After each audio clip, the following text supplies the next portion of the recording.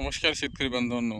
पेंडेमिथिलिन या तणनाशकाचे दृश्य परिणाम या सदरच्या व्हिडिओमध्ये मी तुम्हाला दाखवतो आहे.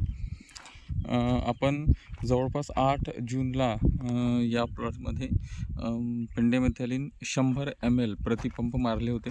त्याची शिफारस जी आहे तर ती 70 ml ची आहे, परंतु आपण 100 ml प्रति पंप मारले आणि एकरी 10 पंप मारले. आता पाऊस नसल्यामुळे मधात ओलच नाही आहे, त्याच्यामुळे काहीही निघण्याची शक्यता नाही आहे. परंतु आपण पाहू शकता की गेल्या 10-12 दिवसात याच्यामध्ये फक्त कपाशी निघालेली आहे. कपाशी ही 4 पानाची होत आलेली आहे, परंतु खूप अल्प प्रमाणात असं तण जे आहे तर ते निघालेलं आहे. इकडे तुरीचा एक प्लॉट तुम्ही पाहू शकता.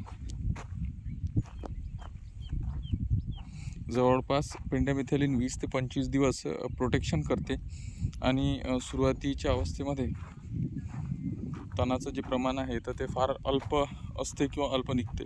फक्त शेतकरी चूक हे करतात की एकरी 10 पंप आणि 100 मिली म्हणजे जवळपास 1 लिटर टाकायला पाहिजे.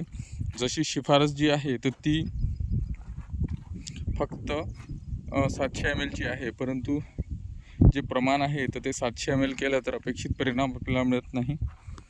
म्हणून आपण पेंडेमिथिलिन 38%चा वापर करत असताना 100 ml प्रति पंप फवारावे लागेल. आजच्या व्हिडिओमध्ये आपण पेंडेमिथिलिन या तणनाशकाचे उगवणपूर्वीच्या तणनाशकाचे दृश्य परिणाम पाहतो आहे. आणि सर्वात महत्त्वाचं की हे कोरडीत आणि ओलीत अशा दोन्ही वेळेस मारता येतं. कोरड्या जमिनीवरही हे फवारलं तर जेव्हा पाऊस येते त्याच्यानंतर हे ॲक्टिवेट होते.